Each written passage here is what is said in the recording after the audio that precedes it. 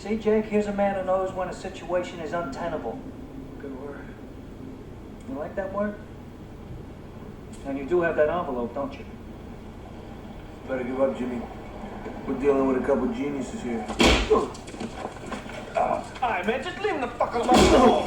Leave him alone, sure, whatever you say. Jake attacks his job with a certain exuberance. Shit. We're being beat up by the inventor of Scrabble. Going up the moon, Jake. No, all right. You want the envelope to hook out, right? She wanted to hook her, Joe. Shut the fuck up. Where is it? In the truck. Give me the keys. Slow and easy. Give it to Jake. Oops. You dumb bastard, you're gonna pay for that. Jake, open the trunk.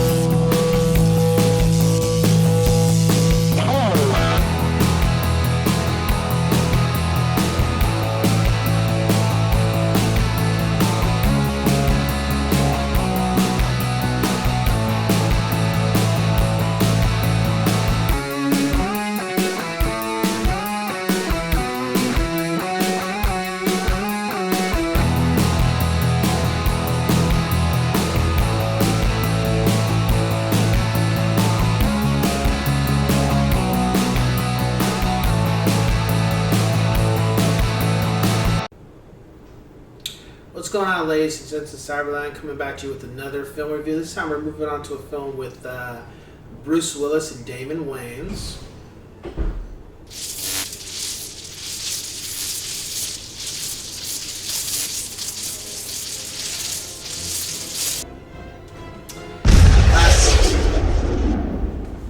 Now, Last Boy Scout, I remember I was in Moreno Valley, and it was a summer, and it was on, I don't remember if it was HBO or Showtime. I think it was HBO. And, you know, I think I was taking a break from Nintendo at the time, or Super NES. I think we're on Super NES now. And the film was on, and my grandparents really didn't care about too much of films that I watched, as long as it wasn't, you know, sexual type of stuff. They weren't really concerned. And I sat down and watched the film one day, and it was very entertaining. The story is pretty much about a private detective who's really kind of, I would say, low-key, a heavy drinker, heavy smoker, kind of just kind of glides through life, I guess you can say. Not really cares too much about too much. His relationship with his wife isn't too great. His relationship with his kid isn't too, or his daughter isn't too great. And he just takes jobs, and that's pretty much it.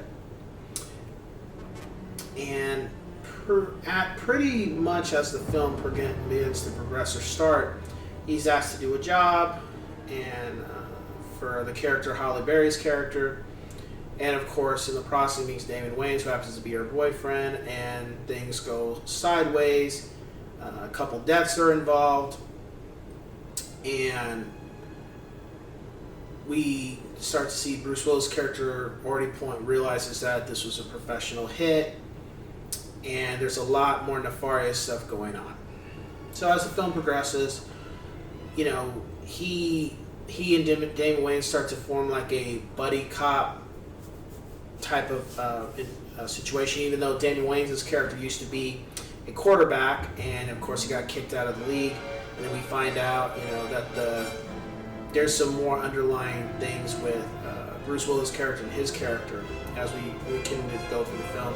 And then we start to see the main objective behind it, the person behind the curtain, the villain, and what's going on, and just why things are happening the way they are in the film. It's pretty much I would say not thriller, I would say a crime action film with some comedy elements, but mostly that's coming from Damon Wayans, which was great. I thought it was cool. As far as my rating, I would give it 5 out of 5 yes sirs. I loved it. It's one of my favorite Bruce Willis films. I can watch this film all the time, like the Die Hards. It's one of those films I can watch all the time. I think it's disappointing that there was never sequels made to it, because there should have been.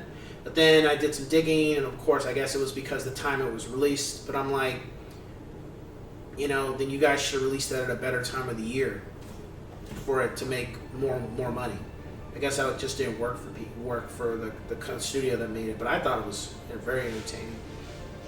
Villains wise, the secondary villain, this guy's name was Milo. It's an actor actually who passed away probably I think 5 or 6 years ago. He's also in Angels in the Outfield. He was menacing. He wasn't the main villain, but he was more menacing than the main villain. And the action was wonderful. The action was great. It had elements of, it was 90s action. It was a 90s action film, so that's the best way to describe it. It wasn't over the top like 80s, but it wasn't so subtle. A lot of explosions, gunshots, car chases, stuff getting destroyed, explosions, stuff like that. So it had a lot of those elements, which was really cool. As far as the comedy aspect, that was cool because of Damon Wayans. Thank you very much. As far as the pacing of the story was cool. It didn't drag too much.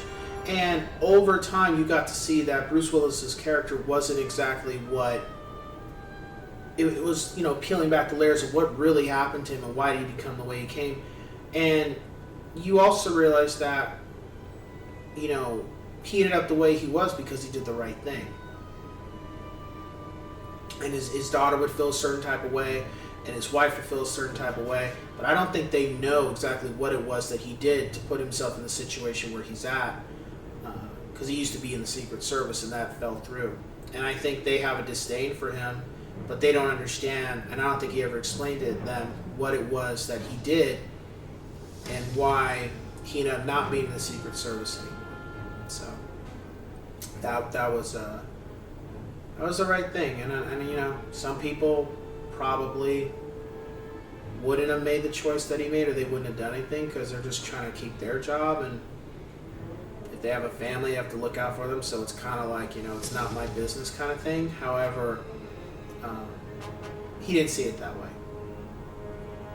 So if you liked the Die Hard films, especially 1 and 2, and 3 to an extent, I would say check this out. I don't think you would be disappointed. It also gives a little bit glimpse of what football might be like for people, what the league may have, just a little bit, not too much, just a little bit of certain things about maybe how sometimes things happen in the NFL. Not all the time, just maybe there are elements of it in there. So with that being said, I will catch you on the next one. Take care.